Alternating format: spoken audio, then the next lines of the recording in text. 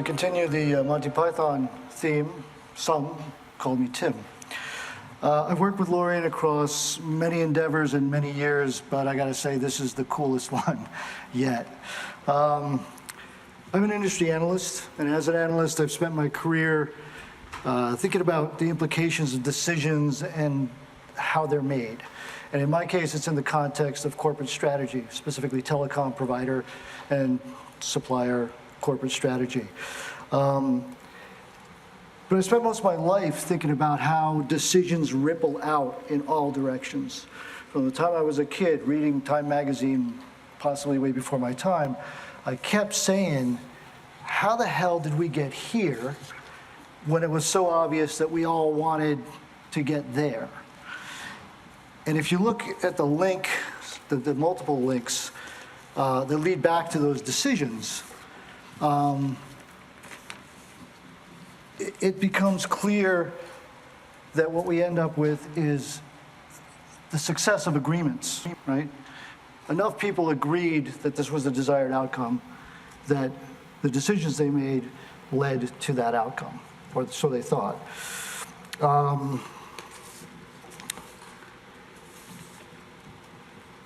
And as I've been thinking about this stuff, I got a really exciting picture in my head about how these tools, AI and DI, and our quest to create a responsible technology, we should be able to take these tools and turn them on themselves and use them to help us think about how we get towards that goal of responsibility.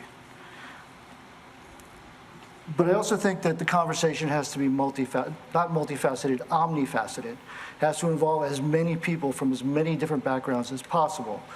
All the smart people in this room are going to do yeoman work and be down in the trenches. But if this is going to succeed, if a tool with this much power is going to be unleashed, and it is, it's critical that our understanding of what responsibility means reflects as many points of view and as many requirements from as many people as possible. And I think that some of the work that's being done right now by the folks that are going to join us up here on the stage really speaks to that, and it talks about, it illustrates how the decisions are made and what their outcomes often are and can be. So Gladys is going to talk, she has a real-world story about building systems that can anticipate and respond to a changing and diverse marketplace while protecting the participants of those markets by design. Mark's going to come up and he's going to talk about how these tools, AI, DI, can, and when they're not properly understood and thought about, will cause harm to a vast number of people, right? And it's also about how blind spots, as much as malice or or lack of competence, not incompetence, it's those things that power the severity of the harms and the extent of the harms. DI can help address some of those issues.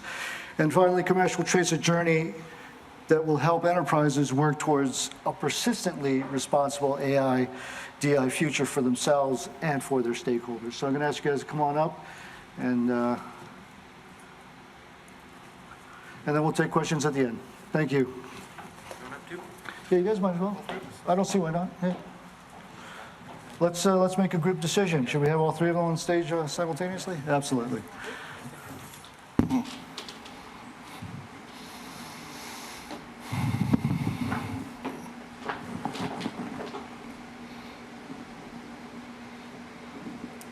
So I'm going to go first, and among all the AI experts and authors and following for us on the 6 different profound thinking, I think you're going to find my talk very Disneyland-like.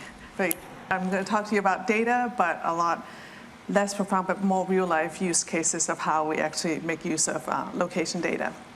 So first of all, I'm focusing on data because data is the fundamental element of any AI, DI system. You feed it into the system, you get better.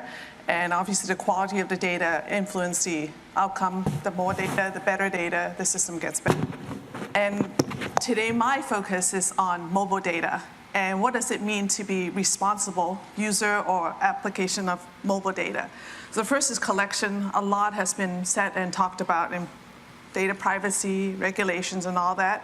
So responsible data collection, in my opinion, is an agreement between the user and the brand. It should be transparent and clear what level of permission you get, and you use it according to the level of permission you get. So in our world, we collect GPS location data from mobile apps, and we work with partners, or if we collect it ourselves, we always work with only consented mobile devices that allow us to use the data set.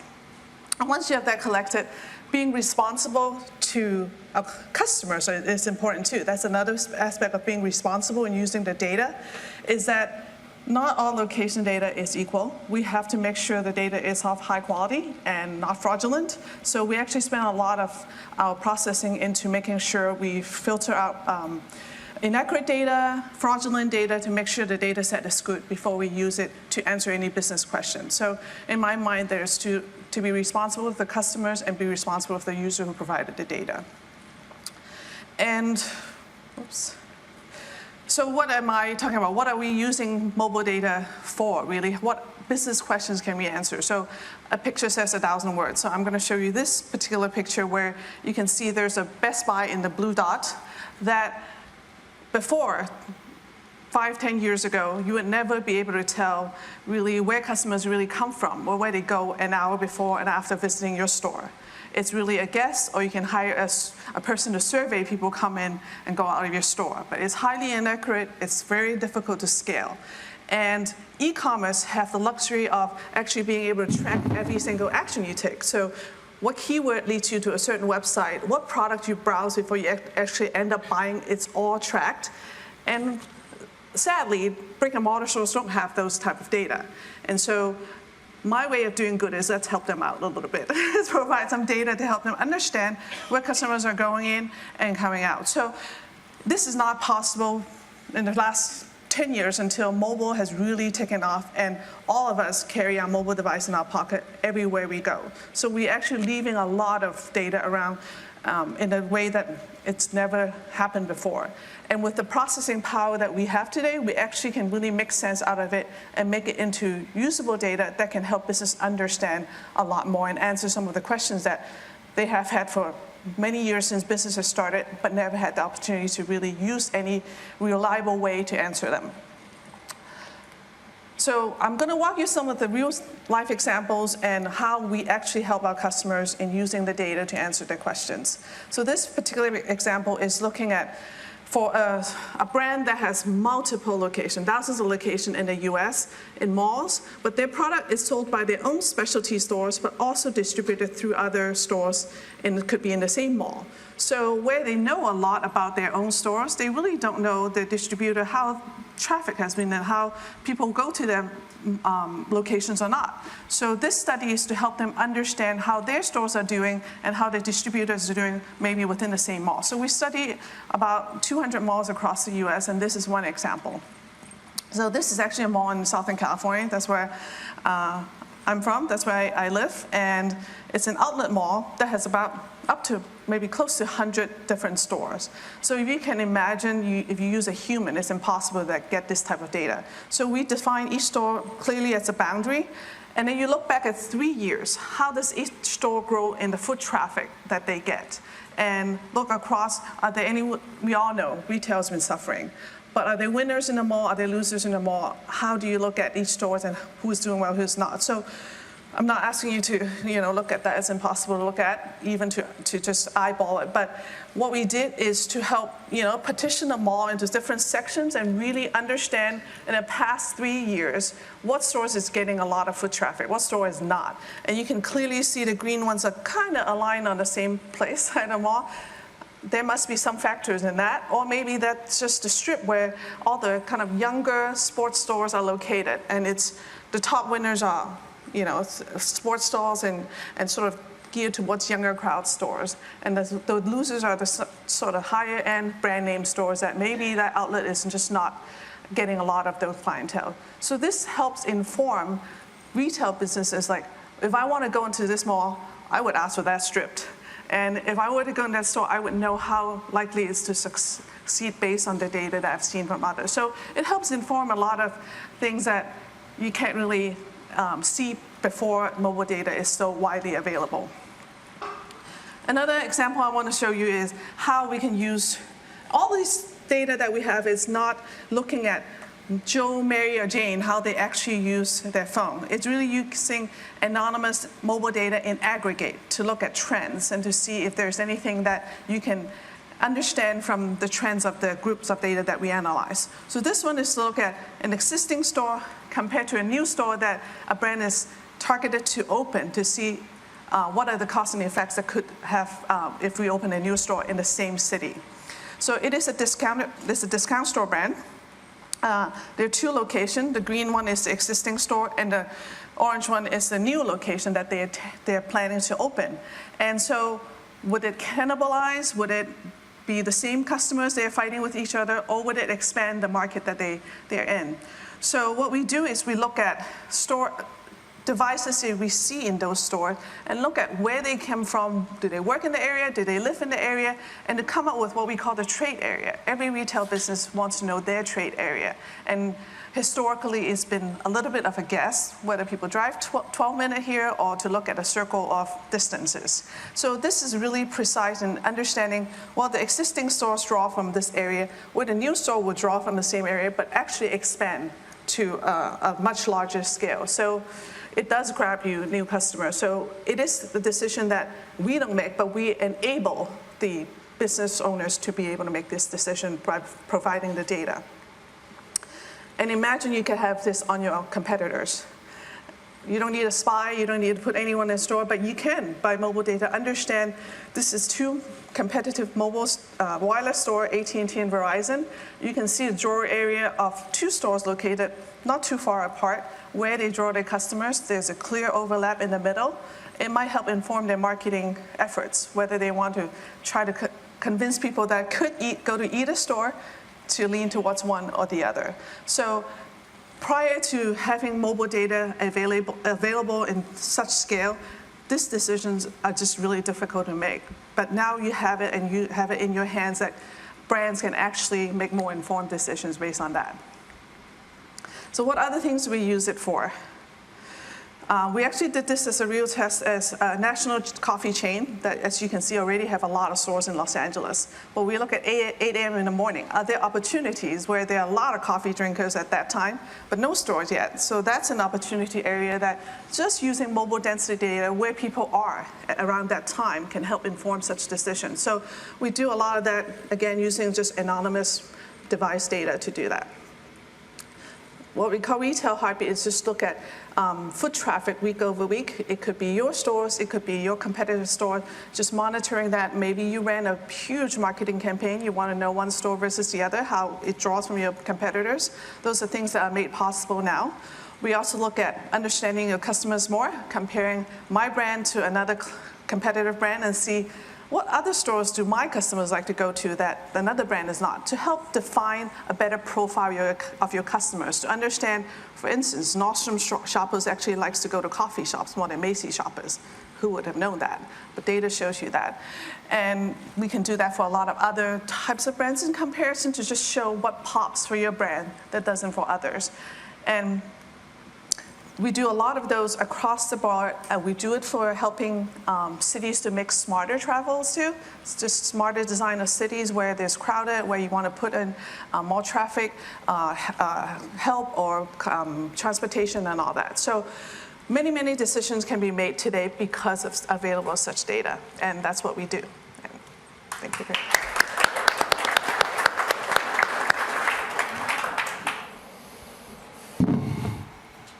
Good afternoon, everyone.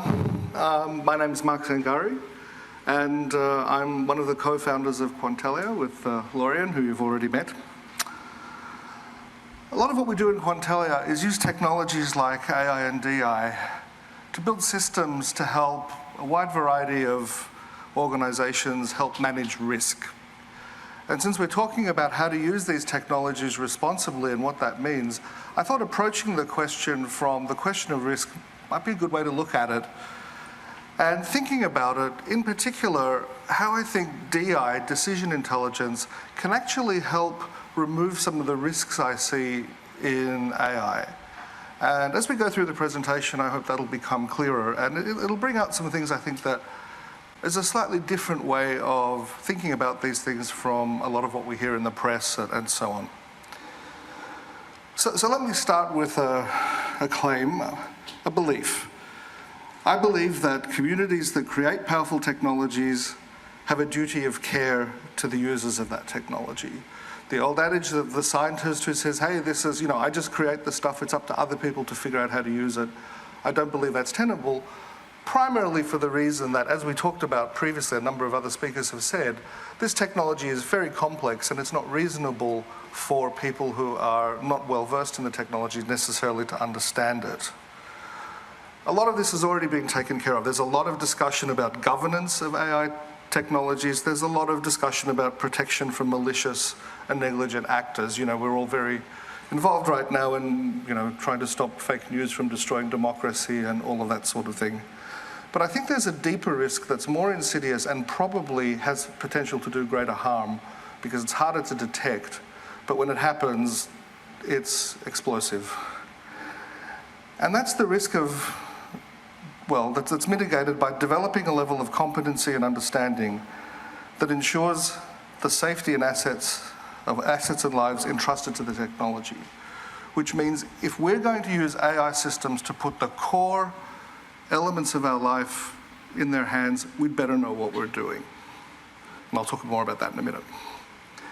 I'll also think that DI might be very helpful in solving that particular problem. As with any powerful technology, there's a maturity life cycle. I won't go through the details of this, but basically, you can look at this slide and kind of decide where you think where we are with AI. I think we're sort of close to mass adoption. And if you look at sort of the various curves here, and then compare it with another technology, let's say like electricity, sort of in the turn of the previous century, electricity was coming on board. When it was a very new technology, the biggest danger was just people who didn't really know what they were doing, but wanting to use the technology, early enthusiasts kind of electrocuting themselves. There was a lot of individual risk, but there wasn't a lot of social risk because it wasn't widely deployed and there wasn't that much that it could do to harm society as a whole. As technology develops, then that shift changes and the risk to the individual becomes a lot less, but technology matures. But as society becomes more dependent on that technology, the social and institutional risks become much greater.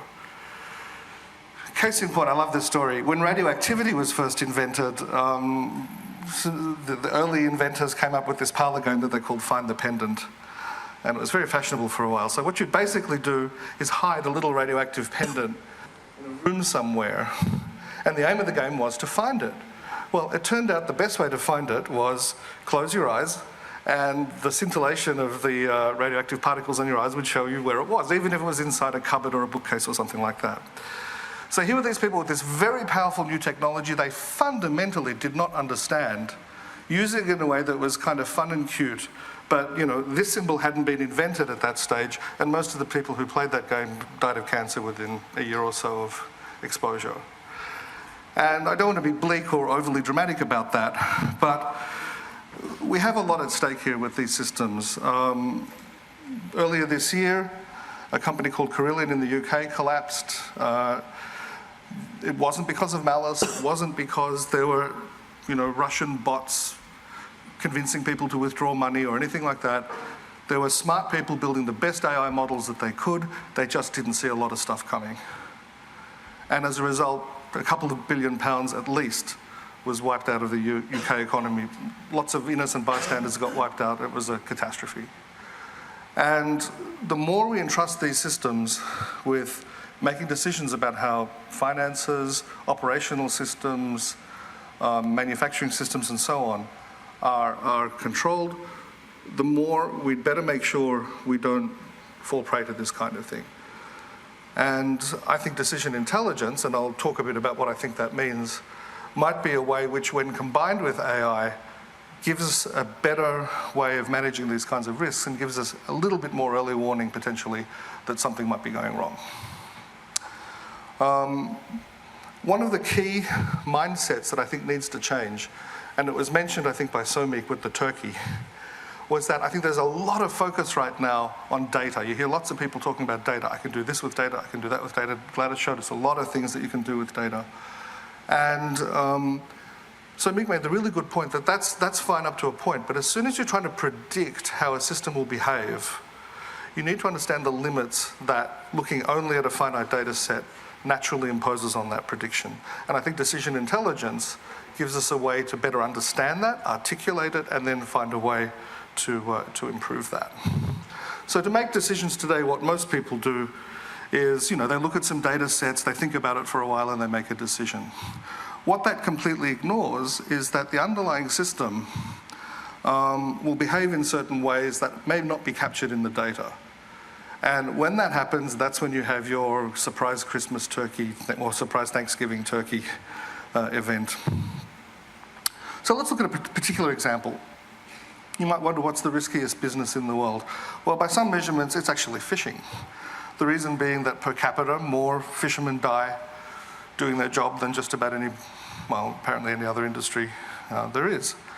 And some very smart statisticians and artificial intelligence people got together and built a model of the fishing industry and realized the problem was the boats were colliding because they didn't have good situational awareness of where the other boats were. So they spent a lot of money, the government spent a lot of money to make it mandatory to put precision radar and all of that sort of stuff.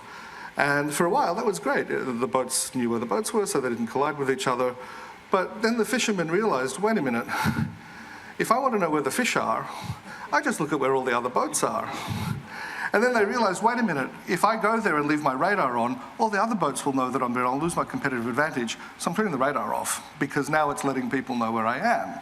What ended up happening was you had a whole bunch of boats actually in much higher density than we had before, believing they were being protected by the radar, but they weren't now because half the boats were turning them off. The collision rate went up and more people died.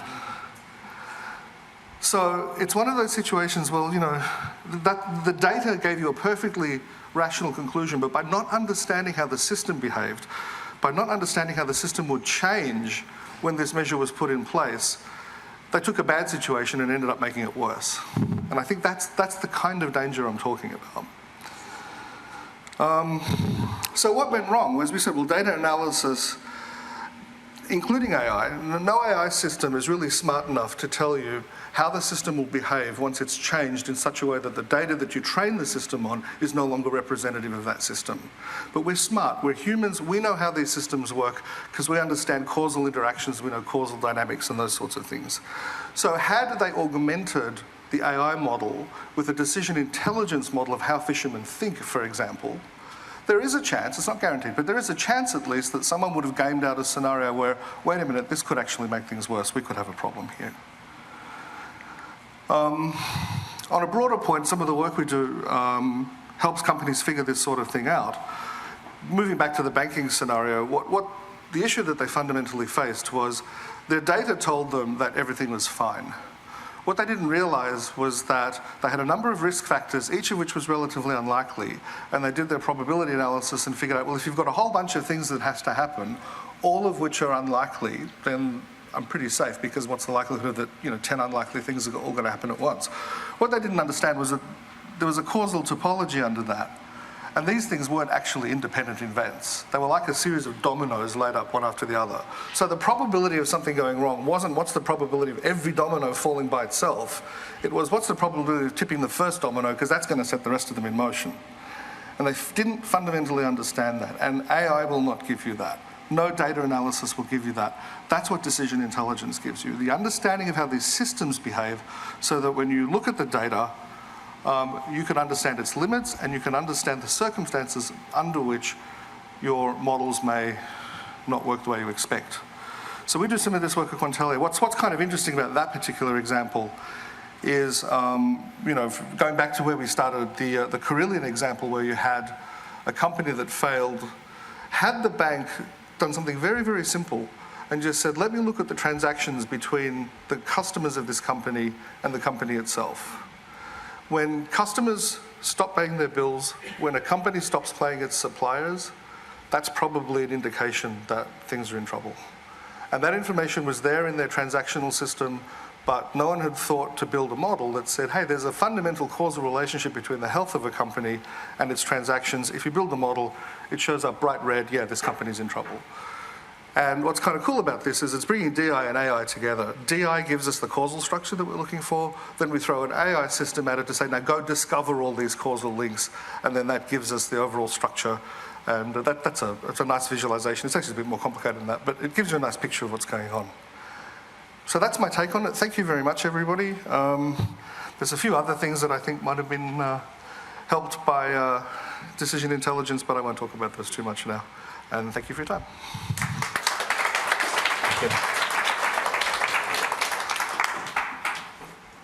Hello everyone, my name is Kamesh Raghavendra. I serve as the Chief Product Officer of the Hive. We are a co-creation studio that funds and launches ventures with a singular focus on applications of AI in the enterprise. For me, this is a very meta topic. I've been in this space for over 8 years, but never had a forum like this to communicate these thoughts and have such a conversation. So I'm very grateful to Feroz and Lorian for this opportunity. I believe that the enterprise angle when it comes to AI is very crucial because enterprises are the nation states of our times. The amount of control enterprises have on natural resources, labor, and capital is a lot deeper than even the larger nation states. And therefore, having the enterprise angle in mind in this conversation is going to be crucial in the coming years. My business thrives on the fact that data and AI have pretty much become a fourth factor of production on the same scale as labor, capital, and natural resources. That's how every modern enterprise looks at data. The reason why AI can become a factor of production is the sweeping consistency in decision-making that it can provide enterprises. And enterprises want to leverage data and AI and the consistency in decision-making in order to build additional capacity for growth without incurring cost for procuring more labor or more capital or more natural resources. And that is the kind of goal with which enterprises harness value from data and AI. Of course, the second added benefit is the resource efficiencies that AI can bring in consuming the other factors of production. And the fact that the goals of the enterprises are so simple and so easily quantifiable makes it very favorable for a system like AI to be put into large-scale production. The simpler the goals are, the more effective data-driven, AI-driven decision-making tends to be. And a lot of my ventures benefit from that. And this goes back into the Uber example that Feroz gave earlier, wherein if Uber's goal becomes improving and creating that additional 50, 80 basis points of margin, then all decisions become very simple, very clear. Decisions become complicated when you have more stakeholders, and the trusteeship example that Feroz gave makes decisions extremely complicated. Enterprises today can benefit from AI in a very simple way because their goals are very simple and very pointed. In my experience building and launching companies that focus in this direction, I've come across three forms of decision making that I have used or deployed AI to accelerate. It's also kind of chronological. It kind of shows how AI has evolved in the enterprise in some sense. Some of my earlier companies focused more on parameter modeling, the ability to take a large number of input signals and leverage AI to amalgamate them in coming up with insights and therefore feed that insight back into a human decision maker and enable the human decision maker to make quick judgments based on large volumes of data, which they couldn't have done through traditional statistical approaches. Using this kind of paradigm of deploying AI, some of the ventures in my portfolio included those that did mobile advertising and therefore benefited marketers, a company that did better threat detection and therefore built a more stable, scalable cybersecurity product, a company that enabled pricing and therefore created better pricing models for especially industrial IoT in its earlier years of forming into an industry. And all these three companies have since exited and are now part of larger enterprises, which are again harnessing this power in the way I described earlier. The second kind of horizon in decision making are scripted decisions or programmed decisions, where the number of decision outcomes are typically finite. And therefore, it's possible to script all possible ways the input parameters can lead you to a particular set of outcomes, much like in the model that Lorian was describing in her talk. And these are kind of simpler in the sense the heuristic approach can be applied because the outcome space is finite, and therefore they lend themselves to be kind of possible applications of AI. Two of my ventures in this space include one which focuses on IT service management, and therefore all your trouble tickets, whenever your password gets reset or your email is not working, those types of use cases. And a second in the robotic process automation domain, especially focused on invoicing and those types of use case scenario. A third horizon, which was, in my opinion, even 5 years ago, not technologically feasible, but I'm seeing that feasibility today, is in the space of unprogrammed or unscripted decisions, where the outcome space is either not known completely, even if it's finite, or generally is not finite. It's some form of infinitive domain. Here, the problem is not just understanding the interrelation between the input signals and the output domain, but also scripting it on demand, and therefore in a given situation, applying a sort of pre-built knowledge about that particular decision in carving out a heuristic finite outcome domain, which is specific to that particular decision scenario. In the unscripted world, the overall output domain itself was finite, and therefore there was no on-demand scripting of the outcomes required. Here, there is an on-demand scripting of the outcome involved. And this is typically the way human beings think. You might have different things that you could do potentially, but in a given situation under certain circumstances, you tend to narrow your output domain or your outcome domain in such a way that you're able to fulfill a particular decision. We are now capable of doing this completely algorithmically, and therefore take on unscripted infinite domain problems and apply AI in building decision intelligence systems around that. Companies in my portfolio there include companies that enable data center system resolution. As you can imagine, systems are very complex. The outcome domain is kind of infinite. Business process engineering, the job of a SAP consultant, typically in engineering an optimized process. Incidentally, the co-founder of this particular venture is Sudipto, is amongst us. And a third venture, which is more on the industrial process design. So in my own experience, there has been a clear evolution of AI. And as you can see, there are earlier stages of AI which might be familiar as business intelligence. But where I see AI today is this competency of building single faculties, which means take one particular faculty which is of a general intelligence, human level competency, and build it out completely algorithmically. And this is possible because of the way we can capture competency and knowledge separately and apply them together on a circumstance to circumstance basis and generate that signal action response seemingly finite outcome domain and drive a decision out of it. I believe that, for example, self-driven cars is an example of a single faculty application of AI in decision making.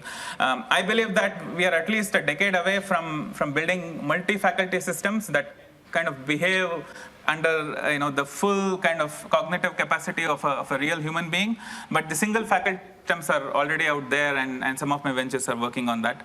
Of course, there is a doomsday superintelligence kind of prediction that people are really worried about, but I personally believe that's like at least a couple of decades away in terms of where I see AI today and what it would take to build something like that. But the doomsday kind of proponents, their point is that we can't wait till that horizon comes. We should have a way of resolving the consequences of that even before that horizon arrives at our doorstep. In terms of the risk model, which is where I see the responsibility angle coming in the way I build companies, I kind of see 5 layers of risk. The bottom 2 layers are already quite familiar, and I think Gladys covered the data operations risk.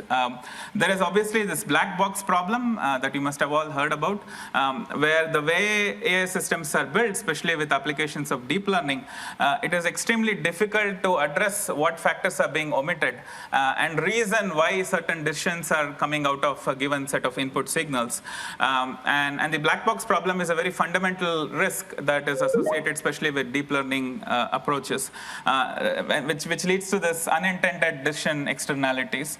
There's also a problem of intended decision externalities where there is deliberate exclusion or inclusion of certain factors that go into decisioning.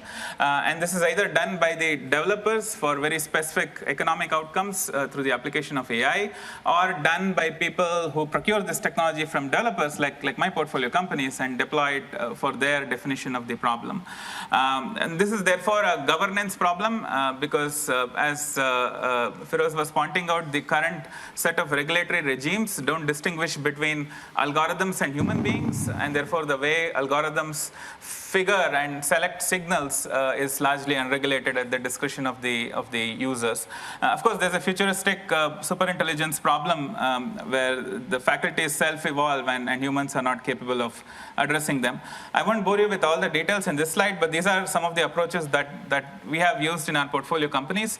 I'll point you to especially the middle one, unintended decision externality, and the near-term approach, where we have unnaturally forced-fit the artificial intelligence approach into a human-friendly workflow. The other consequence of doing that is the ability to hand off an AI decision to a human being and hand it off back to the algorithm.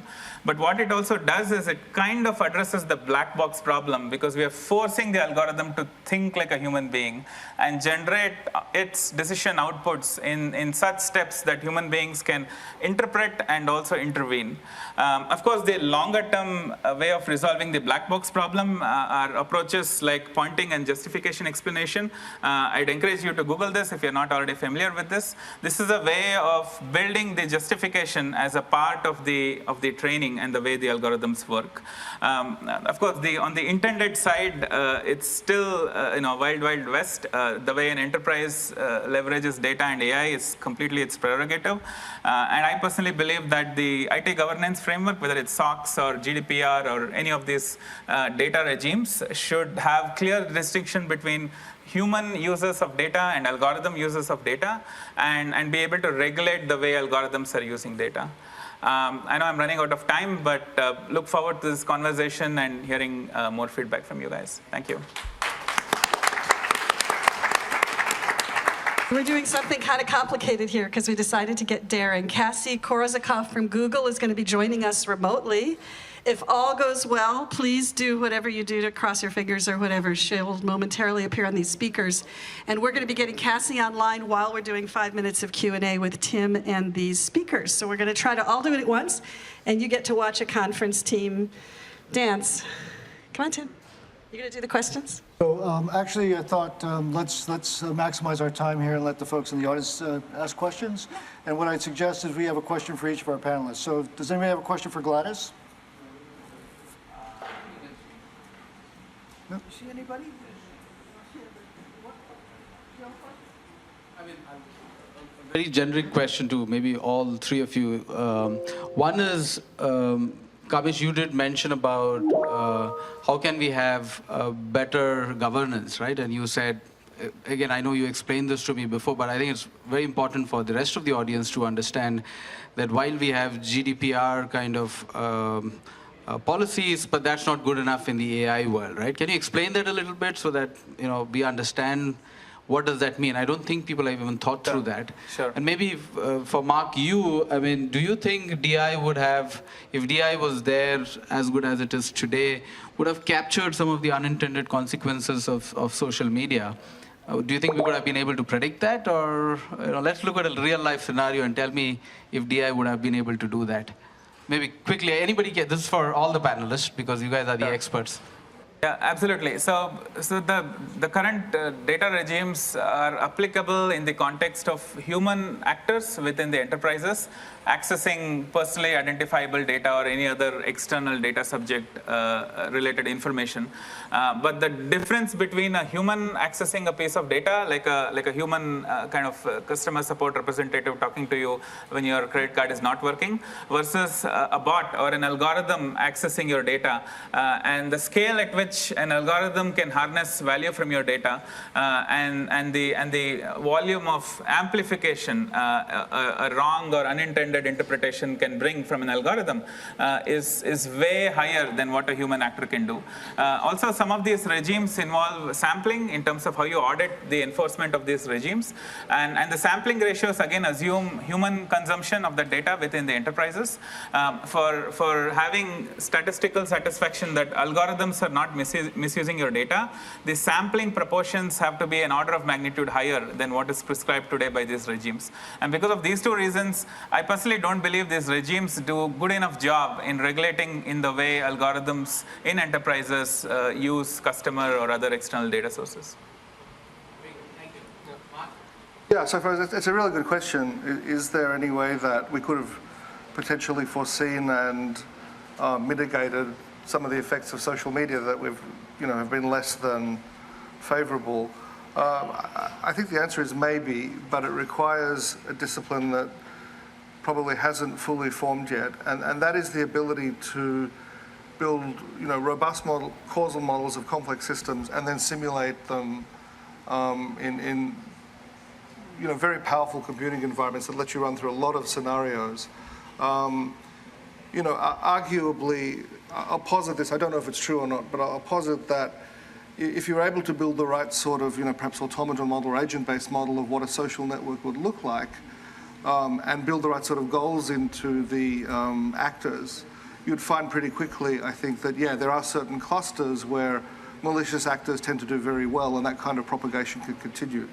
I don't think people who build these systems, because there is no people, it's an amorphous collection of a number of organizations. I think if we are thinking of governance, maybe one of the aspects of that is better foresight as to how these systems behave in ways that people themselves haven't actually come up with, and use some of this technology to actually model those systems so that we understand how they behave.